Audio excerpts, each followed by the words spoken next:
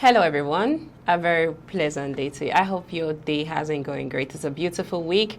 It's still the show Citizens Dialogue on First Next News Protocol, so we discuss trending and interesting political topics. Joining me on set to have this conversation is King Sojalo. I am Becky Usoro. So sit back, relax, and enjoy all we have for you on this beautiful segment.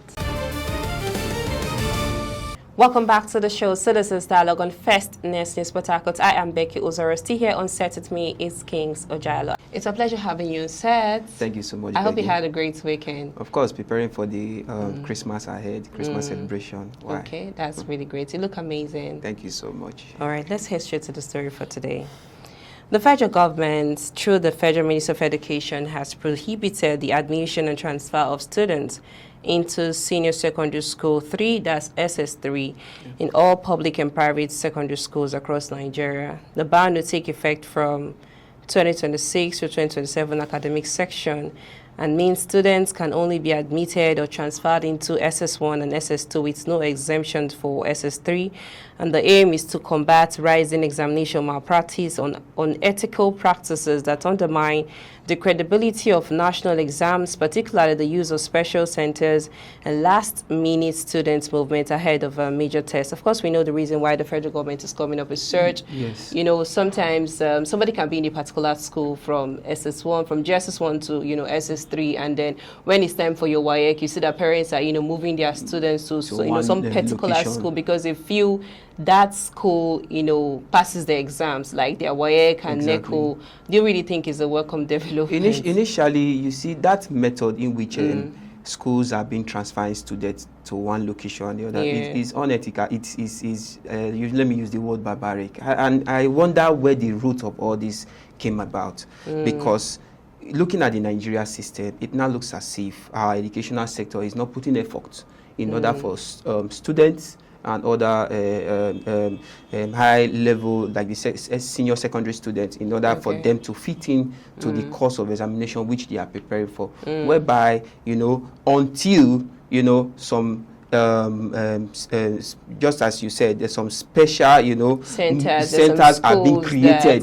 That is when our students, our senior secondary students will be given the inability, to write the JAM or whatever that will enable them go into NECO to go into the university, which is uncalled for. I don't see the reason why the federal government is emphasizing on this at this present time. This is something that would have been done when one of the Minister of Education, I think Dr. Tuji, raised this allegation, I think last year. I ought that this implementation would have been taken right about, because it is now the mindset of all Nigeria, students and young teenagers who are preparing for this. That there's already, they've already mapped out a particular so it has really, if you look at this structure, it has caused so many mayhem in the mindset of our young generations, whereby examination is coming up, like the WAEC, for example, or NECO is coming up. Students feel so reluctant. They don't read anymore because they know that there's a specific school that they can actually pay, and the parents will save up to that amount. Exactly, and I also want to blame, and in fact, the cause of this route, I think, is from the school sectors, most especially private school sectors. So I was a teacher, and I know where the root, and I know where the cause of the root of this is coming up. You see a situation whereby some of these private schools sectors, charge parents excessively, in order for their students to have success in the so-called examination, preparing uniforms. Okay, do you have an evidence of that? Because since you're not sure, so you allegedly. Now, using the word allegedly, it's not a sure evidence by those who don't know. Becky, just like I made mention to you, I was a teacher, and I view all these things. We were not in support of it. You understand? I'm not going to mention schools because I have a lot of schools I've taught in this country, and I can I can testify to that. Now, let me point out one or two things from all this mess, because I call it a mess. It's a total mess. Whereby school heads, owners of school will be negotiating with parents. You understand? You know, I won't want to blame parents because every child wants to see their child succeeding academically. Every parent wants to see exactly. their children success. Yes. So I won't blame them. Now, these schools are giving parents assurance that, okay, you paid your child's school fees this school and we'll assure you the best. But the method in which they are putting it is what is really killing the education, the purpose of education, which we don't know the purpose of education in the life of a child is for the child to be groomed educationally in order for him to, you know, benefit positively to the society. But fortunately, you giving that child an easy cut, you know, to have success in that challenge, which is the examination aspect, in order to go to the other level. It's what is really, really killing. Now, and look at it now. When I said it's affecting our youth, that is everywhere. You understand? Youth, our young teenagers, most especially, don't even care about, you know, reading anymore for exam. You see them with social media phones and all of that, thinking that is the best. So this will help. Of course, it will help. I really like the fact that they really. But the problem with our Nigerian system is, if something has been mandated, if something has been stated, are they enforcement?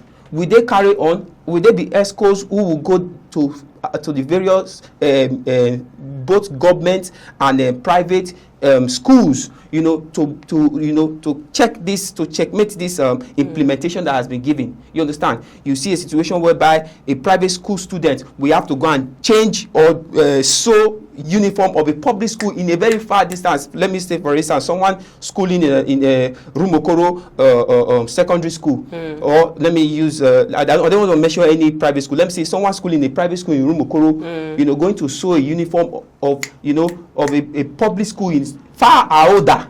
So are you saying that it's the public schools that will make them to pass? I'm still going. I've not arrived. You know, far older to, you know, to write his or her WAEC examination there just for him to get credit. You know, with this malpractice practices, which you know is big, because they feel definitely that there are no vigilators or there are no officials who will come around to that far distance to checkmate the process of exam. But I think this time around, you know, WAEC officials, they are everywhere. That is what I'm saying. I'm just telling you, these are the things that has been happening. That the educational sectors, the executives in the Educational Board of Nigeria, to take immediate effect to stop this, so that our young generations will know what it is to seek for an examination and not to just feel reluctant. My point is, whether you're sending a child from SS1 to SS3, it still doesn't matter. Malpractice can actually take place. Yes. So even if the child is in, if you know the government's coming up with a policy that you know, it's only when you're in SS3, you can't, you know, go to another school. Whether from SS1 to SS3, malpractice is malpractice. That is what I am referring. Let it be an all-round assignment, so that this menace will stop, because it's a very big, it's really killing Nigeria. So they are saying that is because, you know, some schools, they are taking just SS3 students because of their work, and that's why it's increasing exam malpractice. And I'm saying, even if you say the child, you know, should start from SS1 to SS3, what will still happen.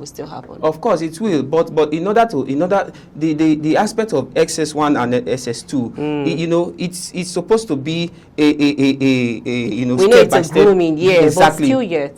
Because that is what I'm trying to put down. That is why the government should have to look into it. You understand? And also conscious school owners, most especially the private sectors, you know, because they are not really taking this too well at all. You understand? But in private schools this time around, you know, they groom their children, the students, in a way that they actually pass their work for what they actually have, not even because of exam malpractice. But most of them don't believe in those students. I can test the fact. Just like I said, that I was once a teacher, so I've seen all these things. You understand? If a teacher, you know, who would definitely be specific, who will be truthful, will sit here right now, could also tell you these things I'm trying to point out. You understand? So it is left for the government to tackle most of, I will keep saying it, most of these private schools. You understand? Then for the government schools, you know, we don't really need to go talk much into that. That belongs to the government, so they already know what to do. Okay, thank you so much. Let's just look out for the second story. Aliko Dangote has announced that petrol will officially sell at 739 naira per litre starting Tuesday, following fresh supply from the Dangote refinery. The billionaire industrialist insists the move is part of a broader plan to break the grip of high fuel prices in Nigeria. Dangote says his refinery will fight aggressively to crash petrol prices, blaming excessive costs on importation, forex inability, and middlemen in downstream sector. According to him, local refining is the only sustainable solution to Nigerian fuel crisis. You know, my question is, can private refinery truly deliver affordable fuel, or is 739 naira now is going to be the new normal, you know, for Nigerians? Well, you know, private sector, you know, if you look at our Nigeria petroleum system and refinery aspect, you see that he's coming in like a savior to Nigerians in the sense that reducing his own fuel price. Now, initially, the fuel price of the, you know, if we look at the 200% down drum and all of that, that has really affected our fuel price and taking it to the as high rate as 1,000 naira before coming to 900 and something naira. We could recall where the president came into power and he made it clear that, look, I'm going to remove fuel subsidy, which all the way from 200 and something naira was taken straight to 596 naira. Yes. Okay. So all these things has really bring ethical problems to Nigeria. Dangote trying to bring his fuel to, is it 600 and something naira?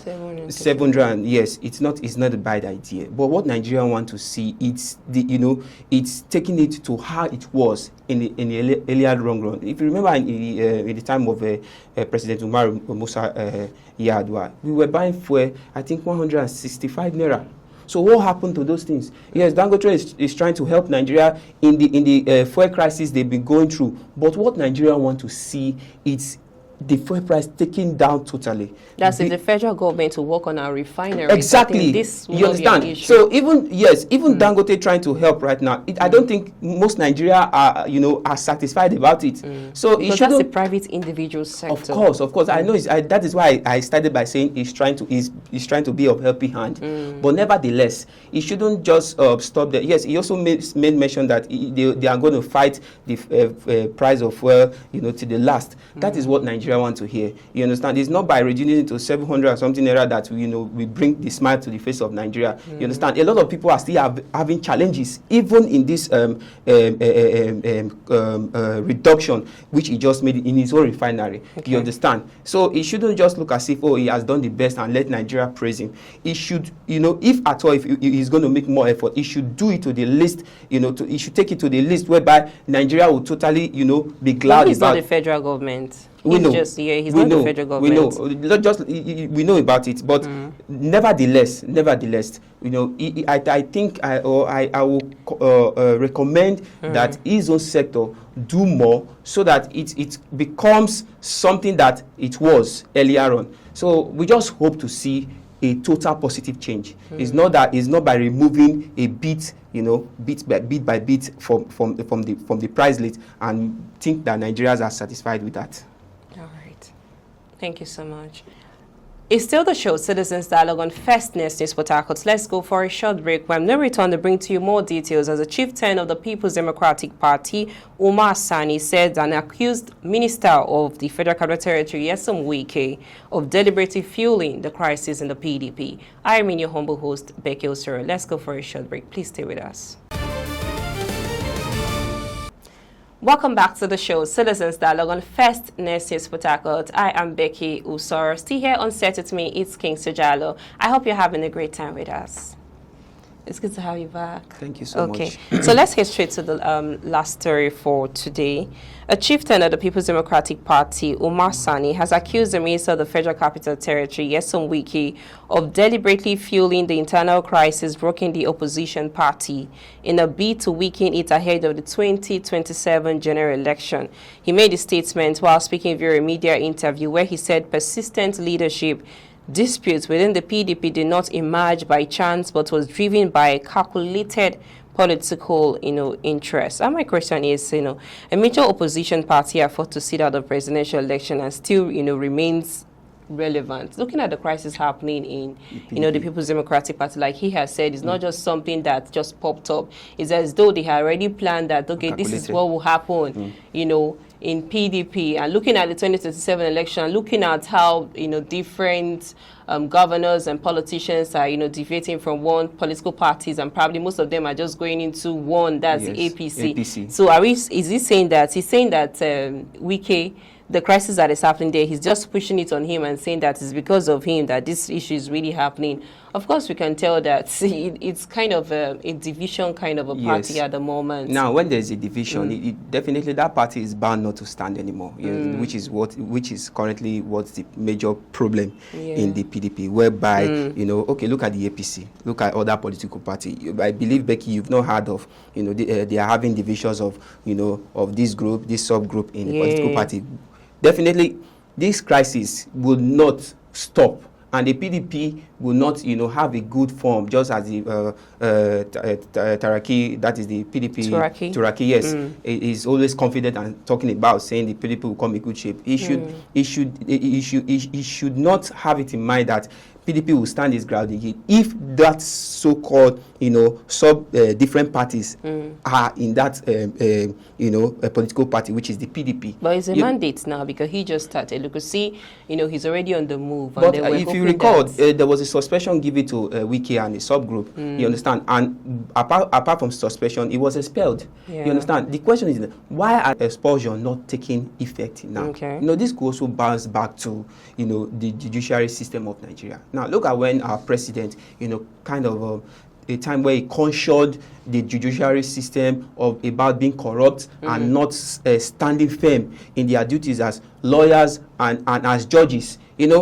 This is, if the judiciaries were really working, why would a particular individual from a party bring a matter to you and another person is bringing that same matter to you? How do you understand? Definitely, at least when one issue is being grounded in the judiciary system, definitely there should be a reaction to any other individual that will come behind. So it seems as if our judiciary are working with people who are, I don't know, should I use the word corrupt, who are really, giving them high levels of commission that is making it as if, there is a confusion somewhere. But when it comes to, making decisions in every political party, I think it's for the party. Yes. That's why they have chairheads, for them to come together, sort out their issues. Who is Nyesom Wike in the PDP? Yes, we all know he's one of the main mentors in that party. He's a chieftain in that party. We all know that. Yes, he was one of those in the front line of PDP when PDP was grooming and all. We all know that. But now look at it in this form, Becky.